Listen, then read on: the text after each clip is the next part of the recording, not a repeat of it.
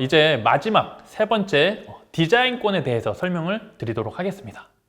앞에서 제가 특허와 상표에 대해서 말씀을 드렸는데요. 상표를 막상 들어보니까 어떠신가요? 특허 못지않게 굉장히 중요하다라는 그러한 생각이 드셨나요? 저는 항상 외부에 이렇게 지식재산권 강의를 다니면은 상표를 매우 강조를 많이 하고요. 그 어떤 지식재산권보다 분량을 더 많이 준비해서 설명을 드려요. 사실 특허는 그래도 좀 더 접할 수 있는 기회가 많은데 상표는 정말 이게 관련 직업 분야이거나 전문가 아니면은 접할 기회가 매우 적습니다. 그렇기 때문에 항상 상표를 많이 강조를 하고 다니는데요. 이 디자인도 마찬가지예요. 디자인권도 특허를 좀 보완해서 우리 아이디어를 보호하는 데 있어 굉장히 효과적입니다. 대부분 디자인하면 심미적인 아름답게만 한다라고 생각을 하고 있는데요. 결코 그렇지 않습니다. 디자인도 우리가 전략적으로 특허를 보완하는 권리로서 매우 요긴하게 사용이 될 수 있다는 것을 좀 설명을 드리도록 하겠습니다. 디자인은 우리가 흔히들 뭔가 제품을 봤을 때 아름다움을 느끼게 해주는 거다라고 생각을 하시죠. 맞습니다. 지금 화면에 보면은 대표적인 과거의 MP3 플레이어인데요. 이 두 제품 모두 다 디자인이 굉장히 좋아서 많이 팔린 제품들이에요. 일반적인 MP3 플레이어에 비해서 아름다워요. 그러다 보니 소비자의 구매 욕구를 굉장히 많이 충족을 시키게 되죠. 그래서 이 디자인은 물품의 형상을 보호를 하는데요. 특허는 기능을 보호한 반면 디자인은 신미성을 보호한다라는 방향으로 접근을 하시면 좋을 것 같아요. 그래서 실제로 기능을 바탕으로 디자인을 추론하면, 즉 예를 들면 어떤 형상으로만 예를 들면 가위라든지 파라볼라 안테나라든지 이렇게 그 구조에서 기능이 발생될 수밖에 없는 이러한 형상의 경우는 디자인으로 추론을 해도 사실 등록을 거절을 합니다. 왜? 기능적인 요소가 들어있기 때문에. 그래서 디자인은 물품의 형상, 심미적인 거에 보다 더 가깝다라고 이해를 하시면 좋을 것 같고요. 실제로 이 디자인은 과거에 우리 이제 고 이건희 회장님이시죠. 이건희 회장님이 1993년이면 엄청 옛날이에요. 그때부터 이미 디자인의 중요성을 이제 앞서 내다보셨습니다. 기술은 점차 상향 평준화가 될 거고 더 중요한 건 디자인이다. 똑같은 기술 수준이면 이제 개인의 맞춤형 디자인이 훨씬 더 기업의 경쟁력을 높일 수 있다라고 이야기하며 디자인의 중요성을 굉장히 강조를 했는데요. 저도 매우 공감을 하는 부분입니다. 이런 디자인을 우리가 잘 활용을 한다면 기업 입장에서는 훨씬 특허보다도 더 경쟁력 있는 제품을 완성할 수도 있습니다. 그렇다면 이 디자인은 어떤 점에서 이렇게 우리가 특허와 상호 보완이 되는지, 그리고 이 디자인을 우리가 어떤 점을 고려해야 되는지 한번 살펴보겠습니다. 화면에 이제 다시 또 코카콜라가 등장을 했습니다. 코카콜라는 병 모양이 굉장히 특이한데요. 과거에 코카콜라가 처음 나왔을 때에는 옛날에 사용했던 유리병이죠. 그냥 일직선으로 된, 일자로 된 유리병에다가 코카콜라를 넣어서 판매를 했어요. 그러다 보니 비슷한 검정색 액체의 코카콜라를 담아서 판매하는 유사 제품들이 매우 많아진 거예요. 코카콜라 입장에서 머리가 아픈 거죠. 저기 있는 유사 제품들을 어떻게 없앨 수 있을까? 굉장히 고민을 한 거예요. 고민 끝에 굉장히 기발한 아이디어를 냅니다. 병 모양을 바꿔보자. 그래서 저 아름다운 병을 디자인으로 해서 등록받고 이제 코카콜라를 담아서 판매를 하게 된 거예요. 이제 사람들은 순식간에 직관적으로 정품과 가품을 구분할 수 있게 된 거예요. 저런 특이한 병에 들어있는 게 오리지널 코카콜라다. 다른 병은 가짜다. 똑같은 비용이면 진짜를 사 마시자. 이렇게 돼버린 거죠. 그러면서 저 디자인권으로 가짜 모조품들을, 경쟁 업체들을 다 이렇게 잡아버린 거예요. 그래서 디자인을 이런 식으로도 우리가 쓸 수 있다는 거죠. 그래서 짝퉁을 저런 디자인권을 이용해서 없애버리는 그러한 전략, 이런 것도 효과적이죠. 그리고 이 디자인권은 음식도 보호할 수 있습니다. 우리가 이렇게 만드는 즉석 음식은 보호하기가 어려운데요. 공장에서 획일적으로 동일한 품질로 생산할 수 있는 상업상 이용 가능한 음식의 경우는 우리가 디자인권으로도 보호받을 수 있습니다. 한때 유행했던 피자예요. 바이트 피자.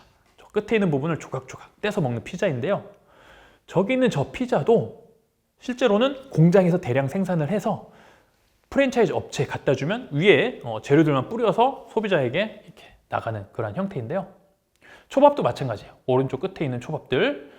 초밥 공장에서 생산이 되고 위에 계란 넣고 위에 뭐라고 새기고 이런 것들은 공장에서 대량 생산이 가능하기 때문에 음식도 우리가 디자인권으로 보호해서 경쟁 업체에서 못 만들게 막을 수 있다는 거예요. 셰프가 직접 만들어주는 거는 바뀌어요. 맛도 조금씩 바뀌고 해산물의 상태에 따라서 어떤 땐 들어가기도 하고 빠지기도 하고 조개의 위치도 바뀌고 이런 거는 이제 대량 생산으로 하기는 어렵기 때문에 디자인권으로 보호받지 못하지만 이런 경우는 우리가 음식도 디자인권으로 보호를 받을 수 있다. 즉 내가 어떤 음식 프랜차이즈 창업을 할 때 이 음식을 디자인권으로 보호할 수 있는지도 고민을 해봐야 되고요. 앞에서 설명을 드렸던 방법 발명으로도 보호할 수 있는지를 고민을 해볼 필요가 있다는 거죠. 그리고 한 발 더 나가서 상표로도 우리가 고민을 해야 된다는 거예요. 저 피자 이름을 뭐라고 만들고 이 피자는 어떠한 상표로 등록을 받아서 고객들이 이거 하면 이거 하게끔 만들어야 된다는 거죠. 이 디자인은 출원일로부터 20년 동안 보호를 받을 수 있는 특징이 있습니다. 하지만 20년이 지나면 누구나 다 사용을 해도 문제가 안 됩니다. 특허도 마찬가지예요. 상표만 갱신이 계속되기 때문에 다른 사람이 사용할 수 없게 할 수 있는 굉장히 큰 매력을 가지고 있습니다. 그런데 여기에 굉장히 중요한 지식재산권 전략이 숨어 있습니다. 무엇이냐면요. 앞에서 제가 사용에 의한 식별력, 상표에 대해서 설명을 드렸는데요. 사용에 대한 식별력이 특허에서만 있는 게 아닙니다. 방금 전에 코카콜라 병 설명드렸죠? 병을 느닷없이 그냥 상표로 출원을 하면 특허청에서 안 해줍니다. 디자인권으로 등록받고 20년 동안 사용하면 소비자들은 저 병을 보면 아 코카콜라네? 저 병을 보면 바나나 우유네? 인식을 하게 된다는 거예요. 그로써 출처가 표시가 된다는 거죠. 이렇게 소비자들이 식별력을 갖게 되면은 우리가 무엇으로 출원할 수 있다? 상표로 출원해서 보호받을 수가 있습니다. 그러면은 앞에서 아까 코카콜라 병 디자인권은 이미 20년이 지나서 소멸이 됐어요. 그렇다면 나도 쓸 수 있어야 되는데 못 써요. 왜? 상표권으로 등록이 되어 있기 때문에 그렇습니다. 그래서 디자인권으로 20년 이제 쓰다가 한 17, 18년쯤 이제 좀 있으면 디자인권이 끝나네? 그리고 이 정도 오래 썼으니까 소비자들도 이걸 인식하고 구분을 하네. 출처 표기로서 식별력을 가졌어. 이걸 바탕으로 특허청에 출원을 하면은 등록을 해준다는 거예요. 그래서 그 병이 입체 상표로 등록이 됐어요. 그럼 이제 이 병은 어떻게 될까요? 10년 후 갱신하고 평생 코카콜라의 지식재산권이 되는 거예요. 상표권으로. 놀랍죠? 이걸 평생 쓸 수 있다는 거예요. 그렇지 않고 디자인권만 가져갔으면 20년이 지나면 다른 경쟁 업체의 음료수들도 이 병을 이용해서 판매를 하면은 나중에 가면 검정색 액체를 넣어서 판매하면 코카콜라처럼 보이지만 이거 구분이 안 되는 거죠. 하지만 코카콜라는 이걸 상표로 넣었기 때문에 아직도 독점을 할 수 있어요. 그렇기 때문에 경쟁 업체들이 들어올 수 없게 되는 거죠.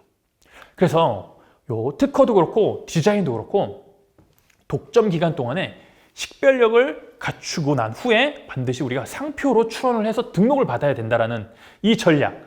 이거는 우리 중소기업뿐만 아니라 자영업자분들도 잘 이렇게 인식을 하고 계시면 굉장히 우리 회사를 경영하는 데 있어서 중요한 전략으로 사용이 될 수가 있어요. 그래서 시작은 뭐 특허나 디자인으로 했지만 마지막은 결국 상표로 우리가 출원을 해서 보호를 해야 한다는 거죠. 이게 이제 IP 포트폴리오를 만들어가는 과정 중에 하나예요. 그다음 또 디자인을 어떤 방식으로 우리가 또 사용할 수 있을지도 살펴보도록 하겠습니다. 내 발명, 우리 제품을 어떻게 보호할 것인가? 특허를 출원해서 물론 보호할 수도 있습니다. 하지만 모든 발명 아이디어가 특허로 출원한다고 해서 등록이 되는 건 아니에요. 물론 등록이 되면 좋겠죠. 하지만 등록이 안 될 수도 있어요. 그런 경우를 디자인으로 보완을 한다면 훨씬 더 좋은 지식재산 전략을 우리가 수립을 할 수가 있습니다. 한번 보도록 하겠습니다. 지금 화면에 보이는 제품, 이거는 실제로 디자인 어워드에서 상을 받은 그런 아이디어 제품이에요.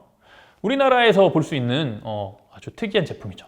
비빔밥을 우리가 많이 이렇게 해먹죠. 저도 개인적으로 비빔밥을 좋아하는데 고추장을 풀면 이 숟가락에 묻은 고추장을 덜어내기가 굉장히 불편해요. 그쵸? 밥을 비비기도 힘들고. 그래서 저기 있는 그릇에 숟가락 모양의 이렇게 볼록한 부분을 만들어서 해결을 한 거예요. 비비다가 저 부분에다가 숟가락을 싹 한번 눌러주면은 고추장이 다 떨어지는 거죠. 굉장히 쉬운 아이디어로 문제를 효율적으로 해결한 아이디어예요. 굉장히 놀랍죠? 그리고 이런 거. 음료수 병인데 마시면서 얼마나 이게 음료가 지금 줄어들고 있는지 재미있게 표현을 한 아이디어. 그리고 샴푸 용기. 이렇게 마지막 한 방울까지 샴푸를 다 짜서 쓴다라는 개념인데요. 기존의 샴푸병에 아래만 오목하게 만들고 거기에서 이제 모이게 해가지고 이제 쓰는 그런 용기죠. 지금 앞에서 보여드린 이 아이디어들의 공통점은 간단하면서도 기발하게 문제를 해결한 제품들이에요. 너무 좀 아이디어가 문제를 해결하는 방법이 간단하죠. 물론 상황에 따라서 이것들이 특허로 출원해서 등록을 억지로 할 수도 있어요. 있지만 안 될 가능성이 높다라는 거죠. 그럴 때 어떻게 해야 되냐? 이것들이 안 되는 이유는 바로 앞에서 설명드렸던 진보성 때문이에요. 이게 과연 누구나 전문가들이 봐도 생각하기 어려운 발명이냐? 그렇지 않다라고 이제 심사관들이 볼 가능성이 높다라는 거죠. 이처럼 진보성을 극복하기 어려울 때 우리가 사용하는 게 바로 디자인입니다. 디자인은 진보성이 낮아도 우리가 출원하면 쉽게 등록을 받을 수가 있어요. 그래서 이거를 특허로 출원하면 좀 안 될 것 같다 하면은 디자인을 같이 출원하는 게 굉장히 좋은 IP 전략이에요. 그래서 이렇게 뭔가 진보성이 낮은 발명 아이디어를 보호할 때는 디자인을 적극적으로 활용하면 좋다라는 거죠. 실제로 이거는 자동차 우산 꽂이용 홀더예요. 이건 굉장히 심플해요. 심플해. 저 트렁크에다가 저 제품 2개를 걸고 거기 우산을 걸어 놓으면은 효율적으로 우산을 우리가 보관할 수 있는 그러한 제품인데요. 이걸 이렇게 디자인으로 등록을 해 놓은 거예요. 그런데 이제 누군가가 이거를 모조품으로 판매를 하고 있었던 거예요. 그래서 이 디자인권자는 저 모조품을 발견하고 바로 디자인권 침해를 했으니 손해배상을 해라 라고 해서 실제로 승소를 했습니다. 간단한 아이디어도 이렇게 디자인으로 등록을 해 놓으면은 차후에 누군가가 침해를 했을 때 적극적으로 대응을 할 수 있다는 거죠. 특허 등록성이 낮아도, 특허의 등록 가능성이 낮아도 디자인으로 일단 등록을 해 놓으면은 이렇게 충분히 잘 활용이 될 수 있다는 거죠. 그런데 이 디자인권에는 약간의 한계가 있습니다. 어떤 한계가 있을까요? 그걸 좀 확인을 하도록 하겠습니다. 디자인권 제도의 한계와 특유 제도. 이 뚜껑은 어떤 이제 한 연예인분이 커피를 마시다가 이제 화상을 입은 거예요. 이렇게 마시다가 뜨거 하고 그러면은 이 화상을 입지 않게끔 할 수 있는 어떤 좋은 방법이 없을까 하고 고민을 한 거예요. 그렇게 고민을 해서 나온 게 지금 요 뚜껑이에요. 머그리드라고 하는 건데요. 보시면 아시겠지만 컵의 상단이 표면이 굉장히 넓어요. 기존의 테이크아웃 잔의 뚜껑보다 위에가 굉장히 넓어요. 그래서 커피를 마시려고 이렇게 하면 저 면적이 넓으니까 커피가 자연스럽게 식어요. 식으면서 화상을 이제 줄여줍니다. 그런데 이거 같은 경우는 단순히 앞에 면적만 넓힌 거기 때문에 진보성을 극복하기가 매우 어렵습니다. 저 뭐야 그냥 이렇게 위로 올린 거잖아. 나도 할 수 있겠다. 이런 느낌? 이거는 특허로 출원하면은 분명히 이제 진보성을 극복하기 어려워서 거절이 될 가능성이 매우 높습니다. 그래서 어떻게 하면 된다? 디자인을 출원을 하면 됩니다. 디자인. 근데 디자인은 심미적인 것들을 보호한다라고 제가 설명을 드렸죠. 기능이 아니기 때문에 심미적인 거기 때문에 조금만 바꿔도 충분히 회피하기가 쉬워요. 특허는 굉장히 포괄적인 반면에 디자인은 권리 범위가 좁다라고 보시면 돼요. 그래서 어떻게 보호를 해야 되냐면 이걸 굉장히 많이 내야 돼요. 5cm 늘렸다가 4cm 늘렸다가 옆으로 늘렸다가 아래로 줄였다가 이렇게 많이 이렇게 출원을 해야 하는 한계점이 있긴 합니다. 그래서 이 뚜껑을 보호하기 위해서 무려 75개나 되는 디자인권을 출원해서 등록받아서 보호를 하고 있습니다.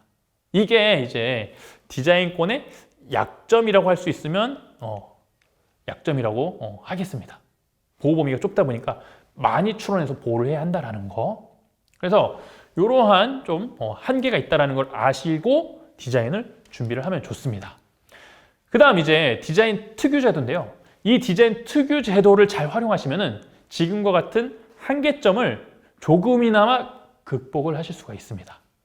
이 디자인 특유 제도는 특허에도 없고 상표에도 없는 디자인만의 독특한 제도예요. 독특한 제도. 지금 보면은 아모레퍼시픽에서 만든 비누인데요.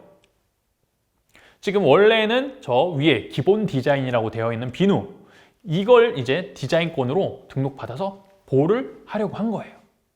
그런데 제가 말씀드렸다시피 디자인권은 보호 범위가 굉장히 협소하다라고 말씀을 드렸죠. 그래서 저거를 아래에 있는 디자인, 관련 디자인이라고 보이는 제품들 있죠. 이런 형태로 바꾸면 디자인 침해로부터 조금 자유로울 수가 있어요. 위에 사각형을 육각형으로 만든다든지, 그리고 또 다른 형태로 좀만 바꾸면은 이게 바뀔 수가 있어요. 그러니까 디자인권을 굉장히 많이 내야 되는 거 아니냐, 이렇게 생각을 하실 수가 있는데요. 그러한 한계를 좀 극복할 때 좋은 게 바로 관련 디자인 제도입니다. 이 관련 디자인 제도는 내가 디자인 출원을 하고 나서 1년 이내에 해야 돼요. 그래서 저 관련 디자인은 무엇이냐? 기본 디자인을 바탕으로 이렇게 바꾼 디자인을 내가 또 출원해서 보호를 받는 거예요. 그러면은 이제 어떤 효과가 발생이 되냐면 이런 형태로 바꾸는 거, 그 다음에도 어차피 저런 형태로 바꾸는 것들은 다 이 기본 디자인의 변형 형태이기 때문에 이건 침해다라고 해서 보호 범위가 넓어지는 효과가 발생이 됩니다. 제일 하단에 보면 지금 모방 제품, 피라미드 제일 하단에 보면 모방 제품이라고 되어 있죠. 만약에 우리가 관련 디자인을 출원을 안 해서 등록을 안 했어요. 그러면 기본 디자인에서 아래에 있는 제품처럼 바꾸는 게 굉장히 많이 나올 거예요. 그럼 이것들을 우리가 보호하기가 힘들어져요. 하지만 저 기본 디자인을 바탕으로 이렇게 바꿔서 이렇게 또 보호를 하면은 이제 심사관도 인정을 해주는 거야. 아, 이렇게 바뀌는 형태도 가능하구나. 누구나 저 정도까지는 쉽게 바꿀 수가 있는데 이 정도로 떠올리는 변형은, 저와 유사한 형태의 변형들은 다 이 기본 디자인에서 도출할 수 있는 거고, 따라서 이건 침해다라고 해서 이렇게 조금만 출원을 해도 더 넓은 아래 모방 제품 밑에 있는 하단 범위까지도 우리가 효과적인 비용으로 넓게 디자인을 보호할 수 있는 특징이 있다는 거예요. 그래서 저 관련 제도를 좀 잘 활용을 한다라면은 엄청나게 많이 지나칠 정도로 디자인을 출원하지 않아도 효율적으로 우리가 제품 디자인을 보호할 수 있다는 거죠. 그 다음에 이제 비밀 디자인 제도가 있어요. 디자인은 아무래도 유행이 굉장히 빠릅니다. 작년에 입었던 옷 올해 막 못 입기도 하고요. 작년에 유행했던 과자 올해는 유행하지 않기도 하고요. 이처럼 디자인은 굉장히 빠르고 모방하기가 쉽습니다. 물품의 형상만 보고 따라하면 되기 때문에 특허보다는 모방하는 데 있어서 진입장벽이 굉장히 낮아요. 그래서 이러한 피해를 줄이고자 디자인은 출원을 하면 기본적으로 비밀 상태가 유지가 됩니다. 비밀 상태가 유지가 돼요. 그리고 등록이 되면 이제 키프리스에 공개가 돼요. 특허는 등록이 안 돼도 1년 6개월이 지나면 자동으로 공개가 됩니다. 하지만 디자인은 등록되기 전까지 시간이 아무리 많이 지나도 공개가 안 돼요. 왜? 유행에 민감하고 쉽게 모방할 수 있기 때문에. 그래서 비밀 디자인 제도를 가지고 있는데요. 등록이 되면 공개가 된다고 했는데 등록이 돼도 최대 3년까지는 우리가 공개하고 싶지 않다. 이거 유행에 너무 민감한 상황이기 때문에 공개하고 싶지 않다 하면은 최대 3년까지도 우리가 공개하지 않고 비밀로 유지를 할 수가 있습니다. 그 다음 출원 공개 신청 제도가 있는데요. 이게 비밀로 됐을 때에는 어떤 단점이 있냐면 다른 사람이 우리 디자인을 침해했을 때 경고장을 보내도 소용이 없어요. 그래서 어떻게 하냐면 이럴 때는 우리가 공개 요청을 해야 돼요. 그러면은 출원과 동시에 디자인 출원과 동시에 공개 요청을 할 수도 있고요. 1년 후에 공개 요청을 할 수도 있어요. 이렇게 공개가 된 상태에서는 이거를 다른 사람이 카피해서 만들었다라고 인정이 되고 효력이 발생이 됩니다. 그래서 내가 공개를 했을 때 누군가가 내 걸 따라서 만들고 있다. 그럼 경고장을 보내면은 그때부터는 법적 효력이 나오고요. 공개하지 않은 상태에서 누군가 내 걸 따라하면은 법적 효력이 발생하지 않습니다. 그래서 내가 비밀로 가지고 있는데 누군가가 내 걸 모방했다. 그럼 빠르게 공개 신청을 하고 그걸 바탕으로 이제 경고장을 보내야겠죠. 그래서 이 비밀 디자인 제도와 추론 공개 제도를 잘 섞어서 활용을 하는 게 기업 입장에서는 굉장히 도움이 많이 된다라고 이해를 하시면 좋을 것 같습니다. 그리고 또 한벌 물품 디자인이라는 게 있어요. 한벌 물품 디자인. 얘는 이렇게 쌍으로 같이 디자인으로 등록을 하는 제도입니다. 지금 보면 캠핑컵인데요. 캠핑 도기가 이렇게 탑처럼 쌓여서 하나의 이제 심미적인 효과를 완성하는 제품이에요. 이 실제로 출원을 하려면은 하나로만 출원을 해야 되는데 지금 보면은 1, 2, 3, 4, 5 5개의 그릇을 5번 내려고 하면은 비용이 이제 많이 들죠. 그럴 때 비용을 좀 줄이는 방법 중에 하나가 저렇게 한 벌이다. 이건 이렇게 하나가 완성이 됐을 때 이 심미적인 효과가 완성이 된다 해서 5개를 한 번에 출원해서 한 벌 물품으로 등록을 받을 수도 있습니다. 근데 이때 주의해야 할 게 있습니다. 무엇이냐면 한 벌 물품으로 등록이 되면 그 한 벌 물품으로만 디자인이 보호가 되지 거기서 뭔가를 하나 빼면은 그건 이제 디자인으로서 보호를 받을 수가 없어요. 그래서 하단에 보면은 이제 새를 표현한 식기예요. 그래서 스푼과 이제 용기가 있는데 저 두 개가 하나로 합쳐지면 새 같은 모양을 가지고 있죠. 이때 저 두 개를 합친 하나를 한 벌로 우리가 출원을 하면 비용은 아낄 수 있겠죠. 하지만 둘 중에 하나를 뺀 걸 누군가가 이렇게 제품을 판매를 하면 침해가 안 될 수 있다는 거죠. 그래서 좀 더 비용이 들더라도 권리를 제대로 가져가려면은 각각을 하나씩 따로따로 디자인 출원해서 보호를 하는 게 더 좋다. 그래서 얘도 마찬가지로 이렇게 쪼개서 보호할 건 쪼개서 보호하고 합쳐서 보호할 건 하나로 합쳐서 보호하는 그러한 전략이 필요하다. 그래서 이러한 디자인에만 있는 특유 제도를 잘 이해하셔서 활용을 한다라면은 기업 입장에서는 굉장히 많은 도움이 될 것으로 보여집니다. 그래서 이제 보면은 특허로만 우리가 어떠한 제품을 보호할 수 있는 건 아니다. 앞에서도 설명을 드렸지만 디자인으로도 내 발명 아이디어를 보호할 수 있다. 어떨 때 진보성이 현저하게 낮아서 특허로서 등록받기 어려울 때 이러한 진보성을 극복하고자 할 때 우리가 디자인 출원을 하면 매우 효과적으로 보호할 수 있다는 거죠. 그래서 우리가 어떤 발명 아이디어가 있을 때는 반드시 어떻게? 특허와 더불어서 디자인으로도 함께 보호하는 게 적극적으로 고려해야 할 상황이라는 겁니다. 이렇게 해서 제가 특허, 상표, 디자인에 대해서 설명을 드렸는데요. 그렇다면 기업 입장에서는 어떠한 지식재산권 전략을 수립을 해야 할까? 이것과 관련해서 제가 전체적으로 한번 정리를 해드리도록 하겠습니다. 기업에서는 이제 단순히 특허만 고려해야 할 게 아니고 이 강의를 들으신 분이라면 상표와 디자인도 우리가 함께 고민을 해야 한다는 거예요. 그래서 어느 정도 이렇게 예산이 충분한 그러한 기업의 경우는 지금처럼 특허만 준비하는 게 아닙니다. 제품과 관련된 특허는 특허대로 등록을 하고 디자인은 디자인대로 등록을 합니다. 그리고 상표는 상표대로 출원을 하는 거예요. 그럼 이 특허가 20년이 지나면 끝나게 될 때 저 상표를 등록받는 거죠. 그럼 소비자들은 저렇게 생긴 제품은 통돌이야 라고 인식을 하게 되는 거예요. 그러면 저런 식으로 어떤 유사 상품이 나와도 소비자들은 통돌이 주세요 하겠죠.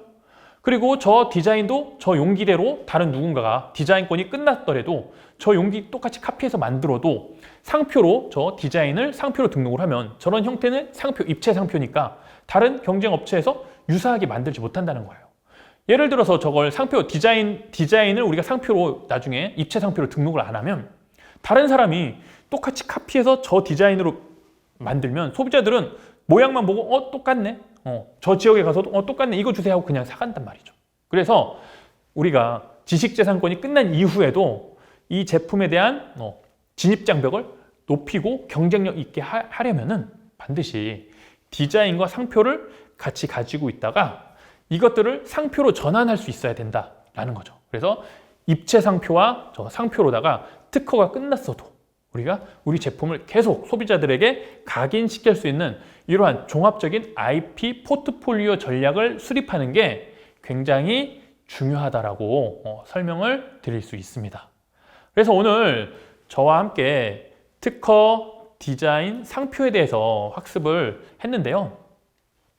우리 이제 중소기업들이 자금이 여유로워서 모든 것들을 다 준비할 수 있으면 좋겠지만 상황이 그러지 못해서 이러한 지식재산권에 대한 강의를 들을 기회가 없다든지 정보를 얻을 수가 없다라면은 지금 이 강의를 통해서 이런 것들을 이제 좀 고민을 해본다면은 조금 더 성장하는 기업이 될 수 있을 거라고 저는 생각을 해요. 그래서 우리가 어떤 제품을 이제 새롭게 개발을 하고 런칭을 고민하고 있다라면은 너무 이 특허에만 매몰되지 마시고 디자인과 상표도 함께 고민을 하고 특허가 끝나기 전에, 디자인이 끝나기 전에 이것들을 이제 상표로서 조금 더 진입 장벽을 높일 수 있는 이러한 전략을 고민을 한다라면은 앞으로 기업을 경영하시는 데 있어서 보다 더 풍족하게 그리고 훨씬 더 전략적으로 운영을 하실 수 있을 거라 생각이 됩니다.